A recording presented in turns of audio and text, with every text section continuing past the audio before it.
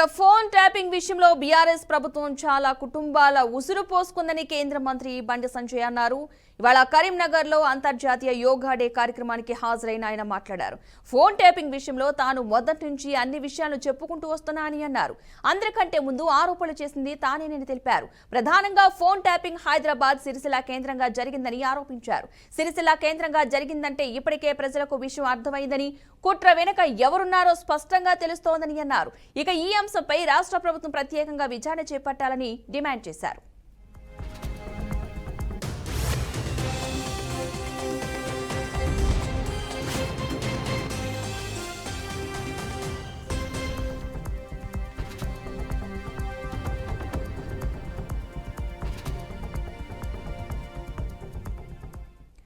SIB మాజీ chief Prabhakar Rao, Radhakishan రావులు అనేక కుటుంబాలను నాశనం చేశారని, వారికి బీజేపీ నాయకులు కార్యకర్తల ఉసురు తగులుతుందని కామెంట్ చేశారు. రాష్ట్రంలో కాంగ్రెస్ ప్రభుత్వం ఏర్పడ్డాకే ప్రభాకర్ రావు విదేశాలకు పారిపోయాడని, ఇప్పుడు స్వదేశానికి వచ్చి సుప్రీంకోర్టు నుంచి ఊరట పొందిన ఆయనకు రాజమర్యాదలు చేస్తున్నారని ఆక్షేపించారు. ఇతర పార్టీలతో పాటు బీఆర్ఎస్ పార్టీ నాయకులు ఫోన్లను కూడా ట్యాపింగ్ చేశారని ఫైర్ అయ్యారు.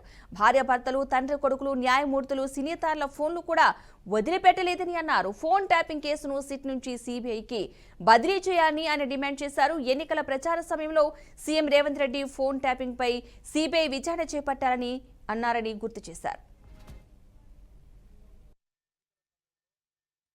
సందర్భాల్లో సిబిఐ విచారణ జరపాలని ముఖ్యమంత్రి గారు కోరారు, రేవంత్ రెడ్డి గారు కోరారు.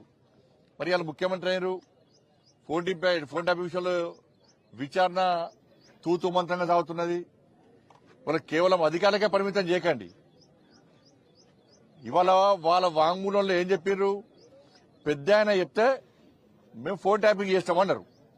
పెద్ద ఆయన ఎవరు? పెద్ద ఆయన కల్వకుంట్ల చంద్రశేఖర్ రావు అని చెప్పి క్లియర్ గా దానిలో వాంగ్మూలంలో స్టేట్మెంట్ లో రికార్డ్ అయి ఉన్నది ఆల్రెడీ. మరి స్టేట్మెంట్ లో భుజంగరావు, రాధాకృష్ణారావు ఎవరో వాళ్ళిద్దరు స్టేట్మెంట్ ఇచ్చినప్పుడు రాధాకిషన్ రావు స్టేట్మెంట్ లో పెద్ద ఆయనే కేసీఆర్ చెప్తే మేము ఫోన్ ట్యాపింగ్ చేస్తామని చెప్పి ఆయన స్టేట్మెంట్ ఇచ్చినప్పుడు నోటీస్ ఎవరికి ఇవ్వాలి? కేసీఆర్ కు నోటీస్ ఇవ్వాలి. సిరిసిల్ల ఎవరి కేంద్రంగా జరిగింది? కేసీఆర్ కొడుకు కేంద్రంగా జరిగింది. మరి వాళ్ళిద్దరికి ఎందుకు నోటీస్ లేరు? అంటే ప్రభుత్వం వాళ్ళని కాపాడే ప్రయత్నం చేస్తున్నది.